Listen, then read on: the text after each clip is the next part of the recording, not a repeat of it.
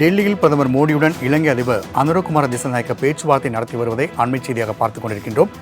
மேலும் கூடுதல் விவரங்கள் நமது சிறப்பு செய்தியாளர் ஜீவபாரதி வழங்க கேட்கலாம். ஜீவபாரதி, இலங்கை அதிபராக பொறுப்பேற்றவுடன் இந்தியாவிற்கு வருகை புரிந்துள்ள அனுரகுமார திசாநாயக்க தற்பொழுது பிரதமர் மோடி சந்தித்து வருகிறார். இந்த சந்திப்பில் என்னென்ன முக்கிய பேச்சுவார்த்தை நடைபெறலாம், குறிப்பாக நம்முடைய மீனவர் பிரச்சனை குறித்தாக இதில் தீர்வு காண்பதற்கான வாய்ப்புகள் உள்ளதா? கூடுதல் விவரங்கள். இலங்கை நாட்டினுடைய புதிய அதிபராக அனுரகுமார திசாநாயக்கா தேர்வாகி பொறுப்பேற்றதற்கு பிறகாக 3 நாட்கள் பயணமாக இந்தியா வந்துள்ளார்.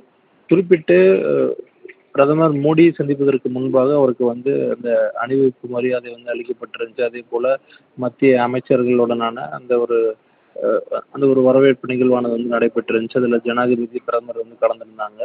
அதன் பிறகாக தற்போது மிக முக்கியமான ஆலோசனையானது நடைபெற்று வருகிறது. தொடர்ச்சியாக இந்தியாவுக்கும் இலங்கைக்கும் இருக்கக்கூடிய உறவானது கடந்த காலங்களிலிருந்தே மிக முக்கியத்துவம் வாய்ந்ததாக இருக்கிறது.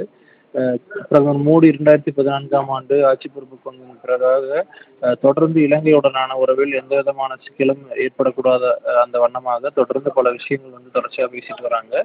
இதனால தற்போது இந்த மீனவர் பிரச்சனை தொடர்பான மிக முக்கியத்துவம் வாய்ந்ததாக அந்த பேச்சுவார்த்தை நடைபெற்று வருது. அது குறிப்பிட்டு தமிழக மீனவர்கள் அடிக்கடி இலங்கை கடற்படையினால் கைது செய்யப்பட்டு சிறையில் அடைக்கப்பட்டு வருகிறார்கள். தொடர்ச்சியாக தமிழ்நாடு முதலமைச்சர் தொடர்ந்து இந்த கடிதம்லாம் எழுதிட்டு வர்றாரு. அது தொடர்பான மிக முக்கியமான விஷயங்கள் இந்த சந்திப்பில் பேசப்பட இருக்கிறது. அதே போல இலங்கை இருக்கக்கூடிய இலங்கை தமிழர்களுடைய பிரச்சனை தொடர்பாகவும் அதிகப்படியாக பேசப்பட இருக்கிறது. இந்திய இலங்கை உறவு, அதே போல இந்தியாவுக்கும் இலங்கைக்கும் பல்வேறு ஒப்பந்தங்கள் கையெழுத்தாடுறதுக்கான வாய்ப்புகள் இருக்குன்னு சொல்லி குறிப்பிடப்படுது. ஏன்னா இலங்கை சீன நாட்டினுடன் ஒரு நெருங்கிய ஒரு தொடர்பு சில காலகட்டங்களாக இருக்கக்கூடிய நிலையில அந்த ஒரு விஷயம் குறித்தும் பேசப்பட வாய்ப்பு இருக்கு. பொருளாதாரம் சார்ந்து இலங்கைக்கு தொடர்ச்சியாக இந்தியா உதவி செஞ்சுட்டு இருக்கும் நிலையில அடுத்த கட்டமா என்ன மாதிரியான விஷயங்கள்லாம் தேவைப்படுது உள்ளிட்ட பல விஷயங்கள் இதுல குறிப்பிடப்படுது. முன்னதாக ராகுல் காந்தி அவர்கள் இந்த மீனவர் பிரச்சனை தொடர்பாக ஒரு உறுதியான முடிவு எடுக்கணும் அப்படின்ட்டு